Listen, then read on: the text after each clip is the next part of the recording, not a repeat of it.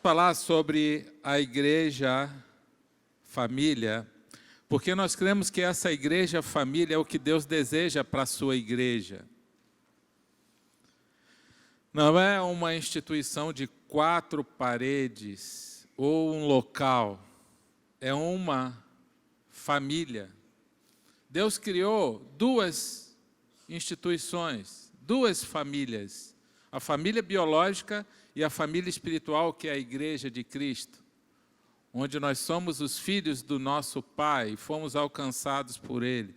Então, igreja é muito mais que um lugar para frequentar, é uma família para pertencer. Vamos repetir isso comigo? Igreja é muito mais que um lugar para frequentar, é uma família para pertencer. Isso está no coração de Deus. Ele nos adotou como filhos dele. A Bíblia diz, em Efésios 2,19, portanto, vocês já não são estrangeiros nem forasteiros, mas concidadãos dos santos e membros da família de Deus. Nós temos uma família espiritual agora. Como que a gente pode fazer parte dessa família? A Bíblia fala. Não é complicado, é simples. Basta crer, diz aí, contudo, aos que o receberam, aos que creram em seu nome, deu-lhes o direito de se tornarem filhos de Deus. Nós temos esse direito e temos que tomar posse dessa verdade, disso que Deus nos oferece. E Ele fala que essa família é uma família abençoada, somos filhos, temos um Pai que é o Criador, que é dono de tudo, que promete muitas bênçãos na sua palavra, promete que jamais nos deixará, jamais nos abandonará, promete que nós vamos prosperar nessa vida e que um dia nós estaremos com Ele na eternidade, onde não vai haver choro, nem tristeza. Ele promete só bênção. Deus é bom. Agora, por que o mundo, então, muitas vezes não quer entrar nessa família, não quer fazer parte dessa família? Eu li uma pesquisa há algum tempo, falando por vários motivos, uma pesquisa que foi feita, batendo de casa em casa das pessoas, e perguntando para a pessoa, você tem alguma igreja? Não. Você gostaria de ir em alguma igreja? Por que você não iria numa igreja? E eles foram anotando algumas respostas. E eu separei 4 dessas respostas. Por que as pessoas não querem fazer parte da família de Deus? Alguns é porque não querem compromisso mesmo, querem viver o que o mundo oferece. Muitos falaram, não é o meu tempo, agora não, eu quero, a minha vida não combina com a igreja. Mas tiveram algumas respostas interessantes. Por exemplo, eu não vou à igreja, não quero ir para a família de Deus, igreja, porque a igreja pede muito dinheiro. A liderança, principalmente a liderança da igreja, pede muito dinheiro, e isso acontece realmente quando a igreja perde o foco principal, que são vidas, e foca no material. E foca muito em dinheiro, só bate em dinheiro, isso afasta as pessoas. E a tendência das pessoas que não conhecem essa diversidade de igrejas é achar que ser evangélico é tudo igual. Alguém pensava assim antes de se converter? Ser evangélico? Eu também pensava assim. É tudo igual, é tudo a mesma coisa, mas não é, a gente sabe que não é a verdade. Outra resposta. Membros da família de Deus que dão mau testemunho, inclusive líderes, mau testemunho de pessoas. E aí, aqueles que estão de fora pensam assim, não, mas eu vou fazer parte dessa família aí complicada, tem um monte de briga, tem contenda, desonestidade, eu não quero ser igual a esse cara aí, então eu não quero fazer parte dessa família, porque eu posso me tornar parecido com ele. Uma vez, eu estava com a camisa da igreja, uma pessoa me abordou na rua, eu estava fazendo um serviço, e a pessoa falou, vou visitar, eu ia visitar essa igreja, mas eu estou querendo visitar. Aí eu falei, então, vai lá conhecer essa igreja, a nossa igreja. Eu não falei que era pastor, né? E ele falou assim, o fulano está lá ainda nessa igreja? Falou só o primeiro nome. Eu falei, não, mas tem várias pessoas com esse nome. E aí ele falou mais alguma coisa e eu consegui identificar a pessoa pelo que ele falou. E ele disse assim, pois é, enquanto esse cara estiver lá, eu não vou nessa igreja. Falei, mas por quê? O que aconteceu?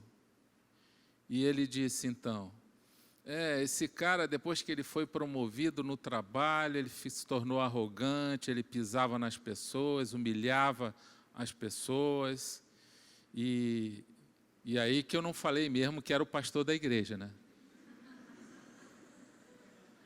Fiquei quietinho, senão ia sobrar para mim. Eu falei, olha, deixa eu te explicar uma coisa. Quando a gente vai para Jesus, a gente vai todo errado assim mesmo, todo torto. Jesus começa a consertar a nossa vida. Ele veio justamente para isso, mas às vezes demora um tempo. É um processo.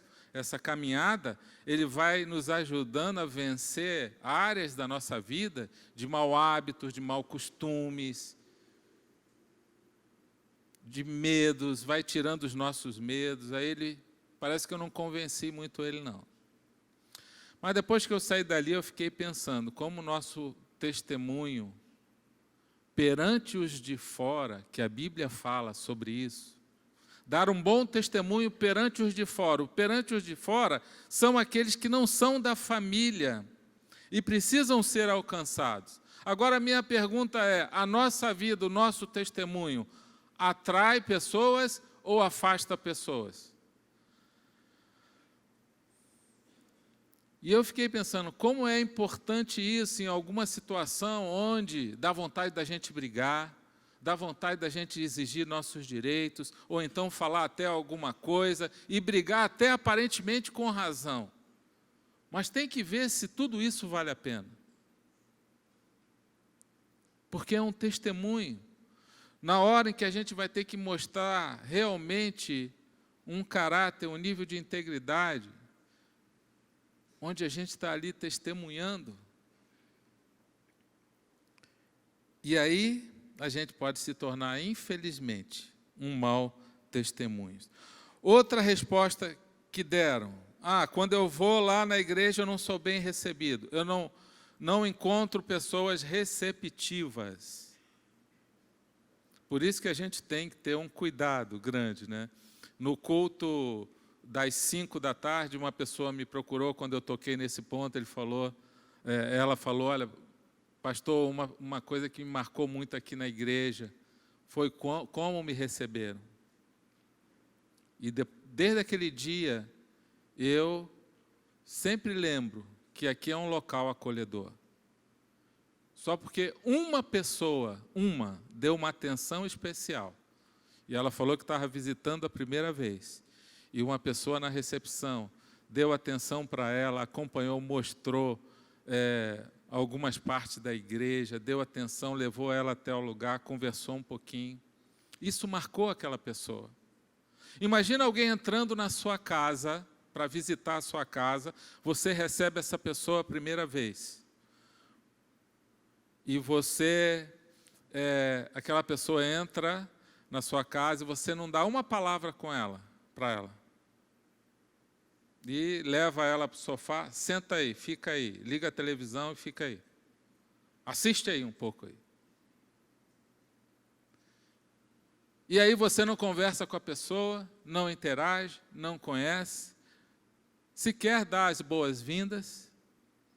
Na igreja, a igreja é uma família, e essa família tem que ser acolhedora. Mas eu não gosto de falar com quem eu não conheço. é comum. Sinceramente, quem tem essa dificuldade de falar com quem você não conhece? Levanta o braço. Vamos levar todo mundo para o CR.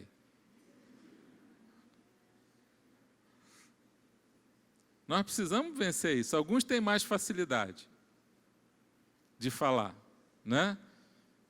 Quem não tem problema nenhum em falar com quem não conhece? Fala com todo mundo, levanta o braço. Ó, tem gente que não tem problema, mas tem gente que tem. Então, muita gente levantou o braço, não tem problema em falar com quem não conhece. Quem já falou hoje nesse culto com alguém que você não conhece, com quem você, às vezes, já até viu, mas nunca falou? Quem já falou, conheceu uma pessoa nova hoje? Levanta o braço. Olha, tem algumas pessoas. Cada culto, você vai conhecer uma pessoa nova, da família.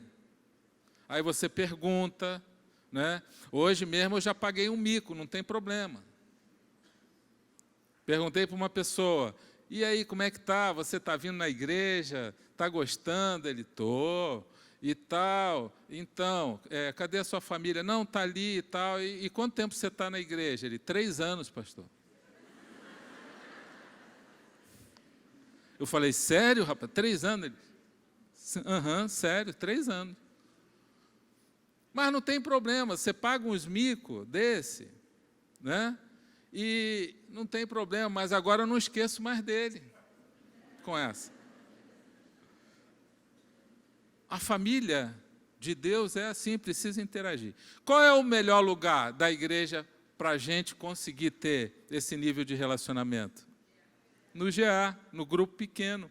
E isso acontece muitas vezes por causa do grupo grande. Por isso Jesus escolheu 12 para treinar e andar com ele. Por isso que lá no grupo pequeno, o grupo ideal é de 15, no máximo 20 pessoas. No máximo ali. Já tem que estar multiplicando. Aquelas pessoas vão interagir, elas vão ter comunhão. Agora, aqui na hora da celebração, onde todo mundo se reúne, é que muitas vezes vêm pessoas novas. No GA também vão pessoas novas, convidados.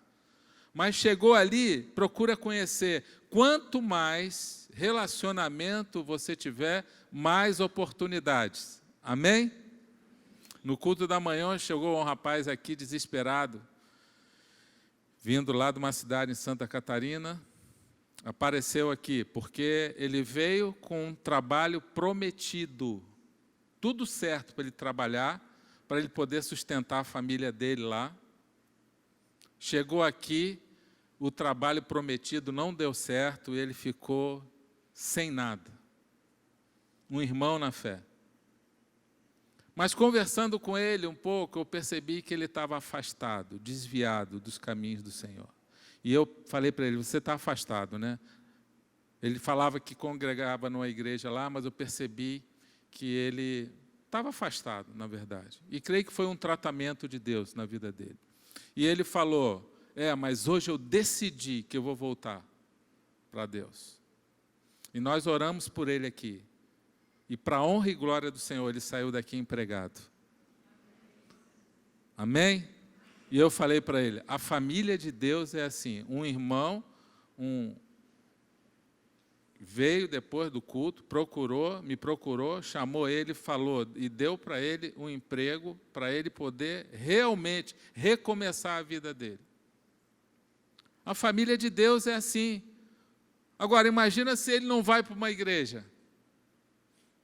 Se ele fica se lamentando, se desespera.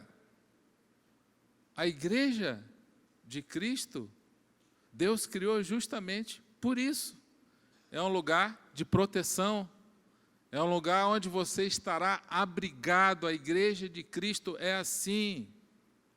Satanás vai querer fazer com que você pense, de repente, quando você se aborrece com alguém, se estressa com alguém, não, igreja é só problema.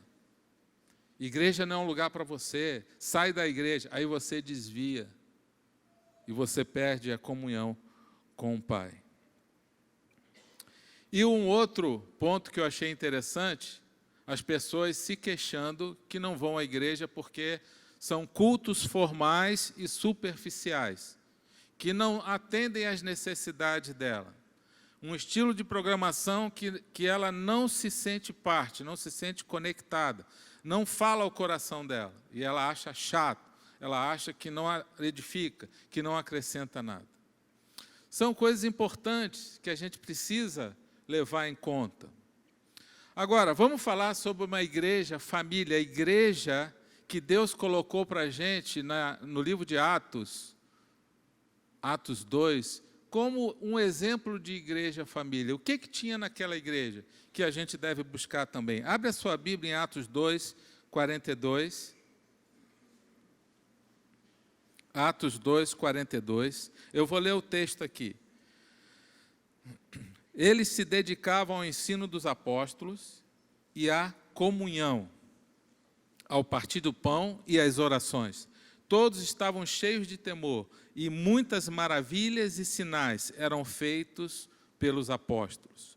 Todos os que criam mantinham-se unidos e tinham tudo em comum, vendendo suas propriedades e bens, distribuíam a cada um conforme a sua necessidade. Todos os dias continuavam a reunir-se no pátio do templo, partiam o pão em suas casas e juntos participavam das refeições com alegria e sinceridade de coração, louvando a Deus e tendo a simpatia de todo o povo. E o Senhor lhes acrescentava todos os dias os que iam sendo salvos. Amém? Quem quer fazer parte de uma igreja assim? Diga eu. Amém. Olha o que tem nessa igreja. Além de disciplinas espirituais que eles praticavam, que eles viviam, é importante, como o ensino da palavra, oração, temor, que é a obediência a Deus. E isso é importante, isso é fundamental para a igreja somos nós, a igreja é você. Diga para o seu irmão, a igreja é você. Não é instituição, não é a placa, não é a parede, a igreja somos nós. Nós temos que ser assim. Aí ele fala do ensino dos apóstolos, que é a palavra de Deus, a oração, o temor, tudo isso é importante, mas tem três marcas, três características dessa igreja que nos chamam a atenção como marcas de uma igreja família. E nós vamos ver essas três marcas, três sinais de uma igreja família. Primeiro, o que a gente vê neles? Unidade.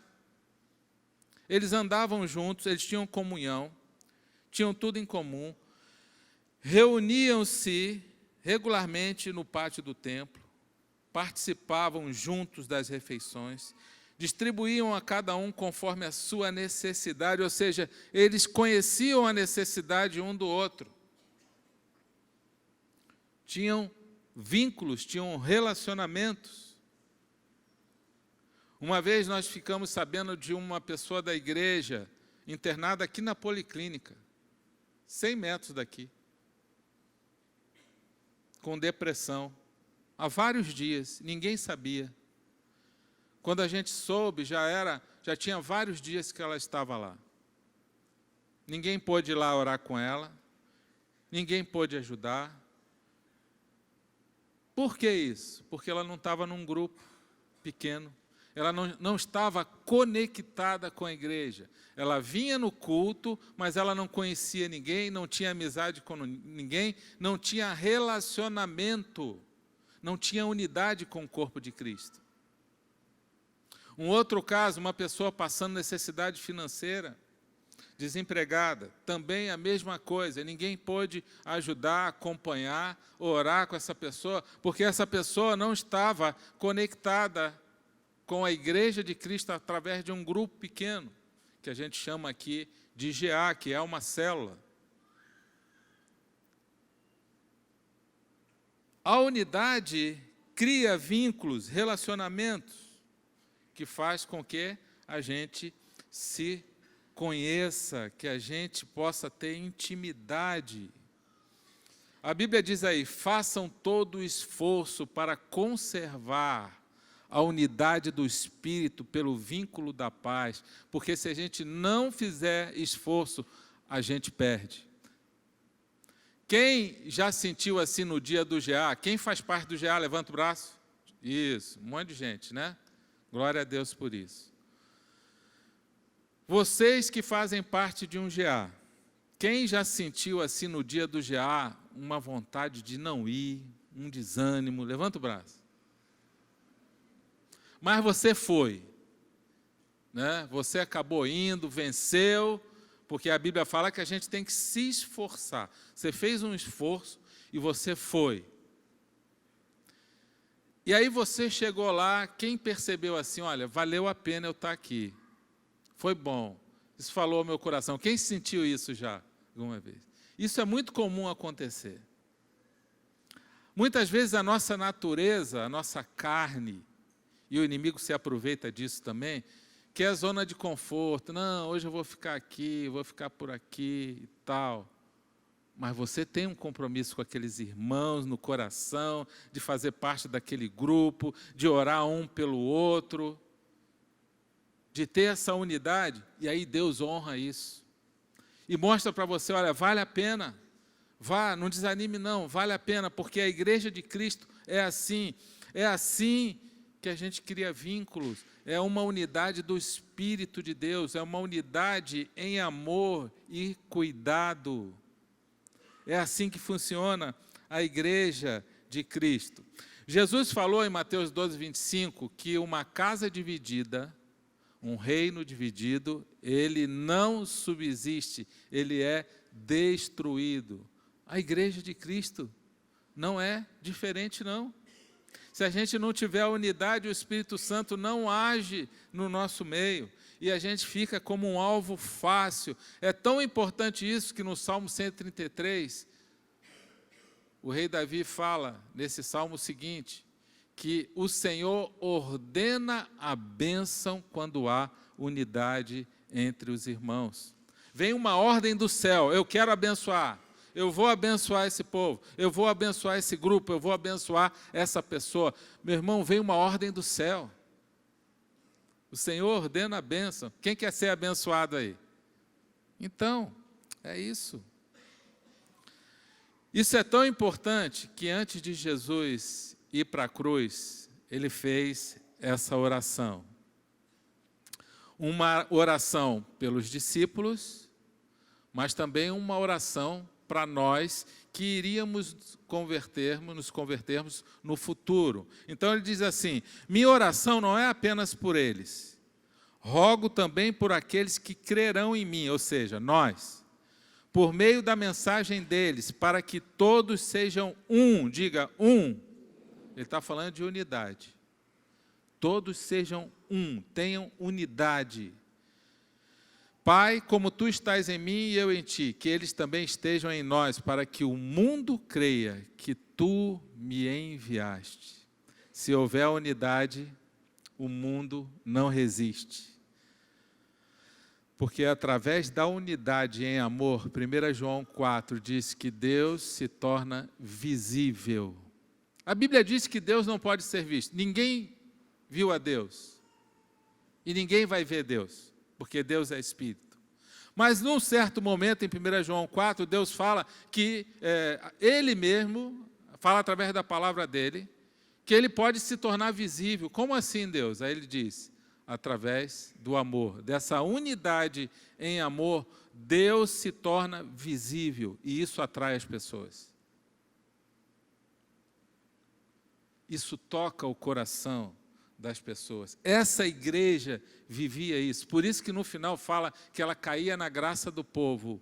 E Deus ia acrescentando àquela igreja, no versículo 47 de Atos 2, fala que Deus ia acrescentando. Sabe por quê? Porque aquela igreja caiu na graça do povo. O povo olhava para aquelas pessoas e pensava, esse povo é legal. Esse povo tem bondade no coração deles. Esse povo é um povo educado. Esse povo é um povo amoroso. Tem gente ali que não prestava, agora presta. Tem gente ali que era mentiroso, agora não mente mais. Tem gente ali que adulterava, agora foi transformado. Tem gente ali que roubava, agora é honesto. Não, esse povo é diferente. Eles mudaram o jeito de ser deles. Cristo faz isso. Essa é a igreja de Cristo. Porque sem Ele, nada podemos fazer. Essa unidade atrai as pessoas. Agora, a exemplo do que eu citei, quando a gente falha, como o nosso irmão em Cristo falhou, e ninguém está livre disso, não vamos crucificar ele, eu só citei o exemplo aí, já teve gente pensando, doido que eu falasse o nome. Falei, não vou falar não, é só uma ilustração, nunca vou falar o nome.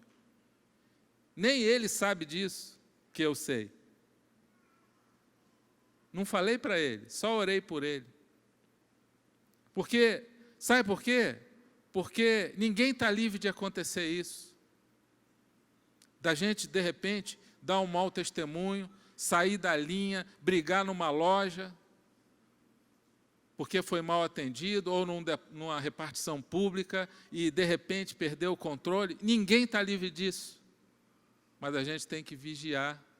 Ninguém está livre de um momento contar uma mentira, ninguém está livre de fazer uma desonestidade. Porém, aquele povo lá caiu na graça,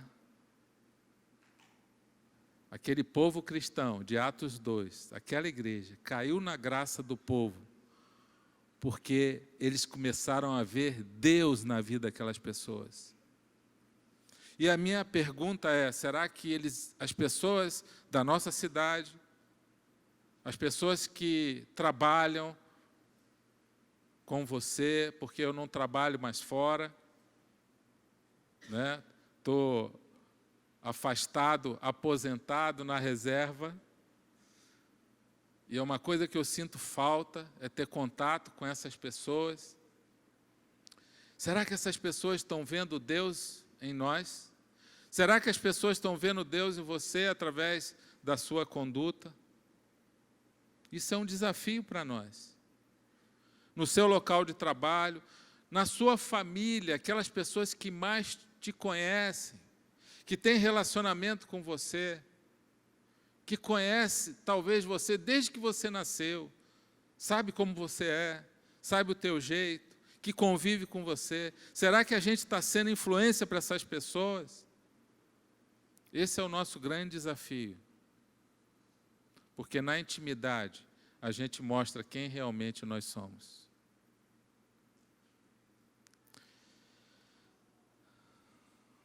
Segundo, o que tinha naquele povo? Aquele povo tinha alegria, diga alegria. Alegria é um fruto do Espírito Santo. Essa alegria aqui é mais do que um sorriso nos lábios. Carrega um sentimento junto. Carrega atitude junto. Essa alegria é uma mistura de contentamento com uma paz, que se manifesta também num sorriso, num semblante agradável. Até li esses dias uma pesquisa que quando você o seu rosto está alegre, quando você sorri, você movimenta menos músculos do que quando você está com a cara trancada, né? E essa cara trancada traz mais tensão e afeta o seu corpo, afeta o cérebro. Essa alegria do Senhor, Deus ama a alegria, porque o reino dele, diz nesse versículo, não é de comida nem bebida, mas justiça, paz e alegria no Espírito Santo. Sabe o que ele está falando aqui? Que o reino de Deus não são coisas materiais, são virtudes que Deus valoriza. Ser uma pessoa justa, buscar a paz, ser um pacificador. Você é um pacificador? O reino de Deus é um reino de paz, porque Jesus é o príncipe da paz. E a alegria, Deus ama tanto a alegria. Você vê na palavra de Deus todo o tempo, Deus mandando fazer festa. Começa lá em Êxodo, Deus mandando fazer festa, celebrar, façam festa, e inclusive muita comida. Alguns já até gostaram mais, né?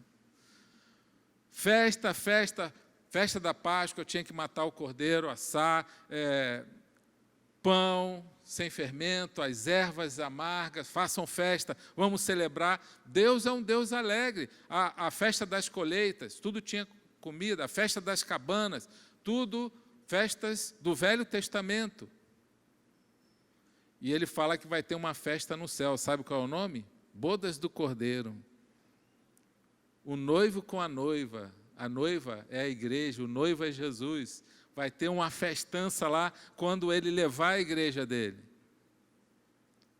Quando você vê na Bíblia, você vê um Deus alegre. Por que a igreja tem que ser tão formal muitas vezes?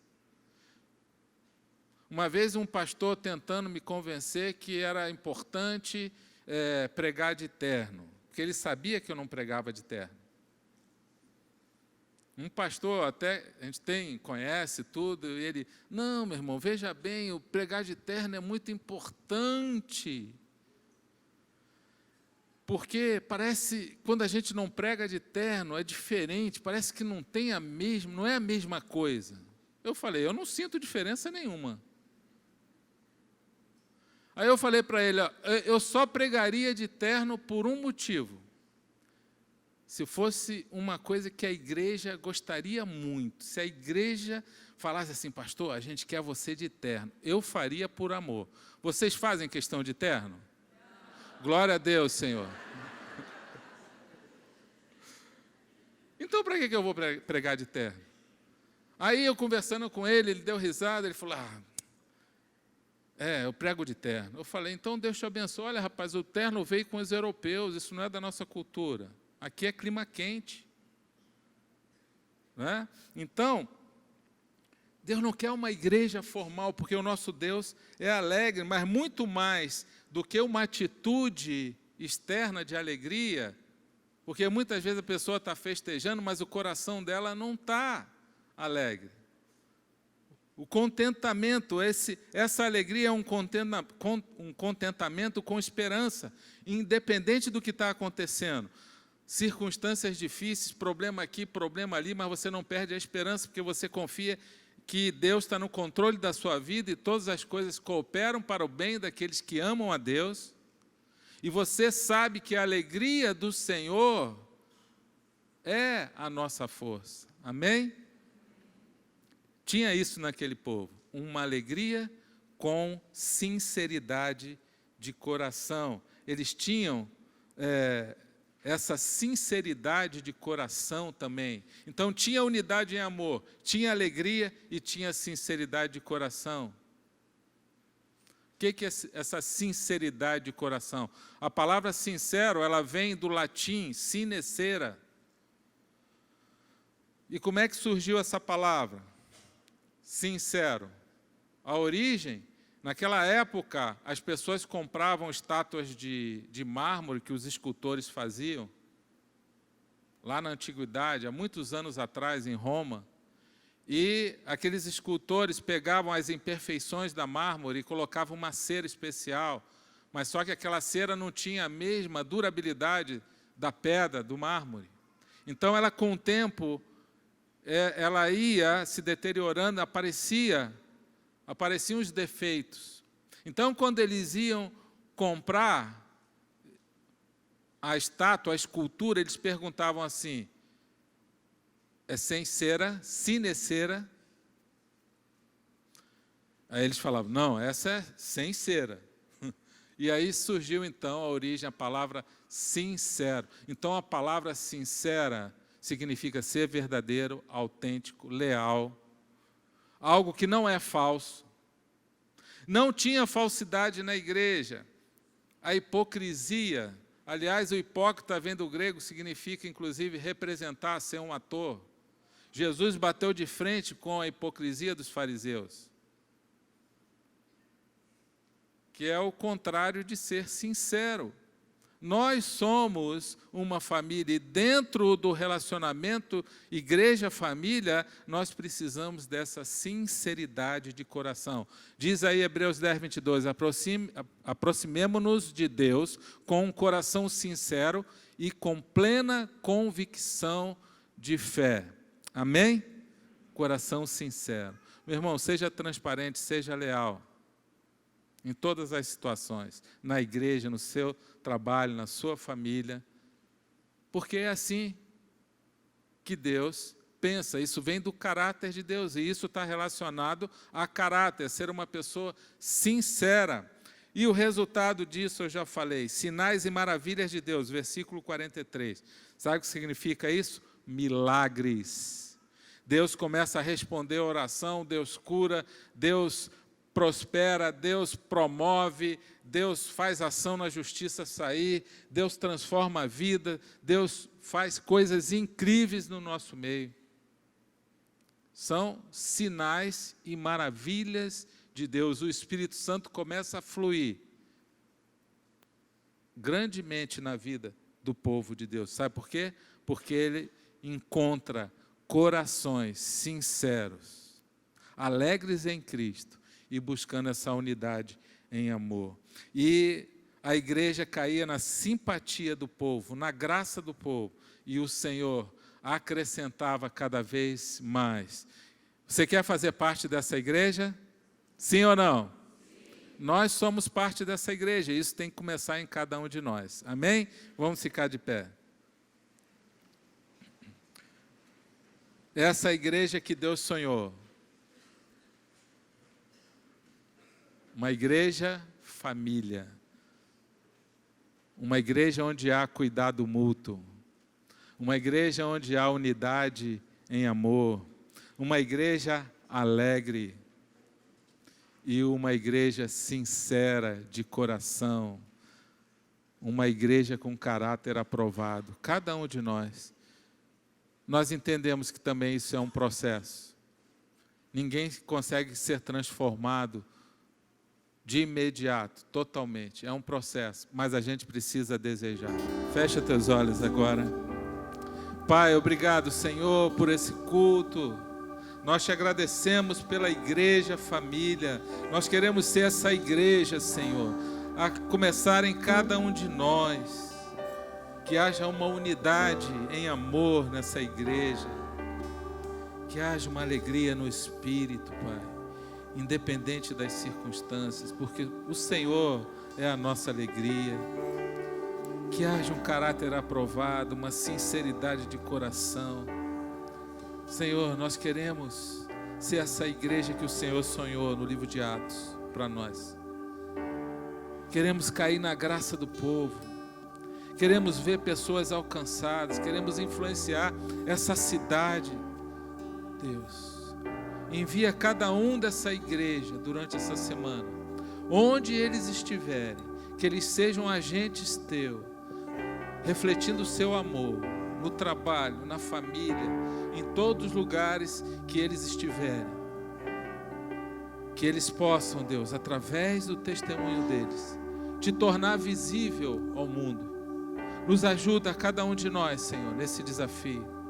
Nos ajude a dar um testemunho perante os de fora e os de dentro, para que teu nome seja exaltado e glorificado, para a honra e glória do teu nome.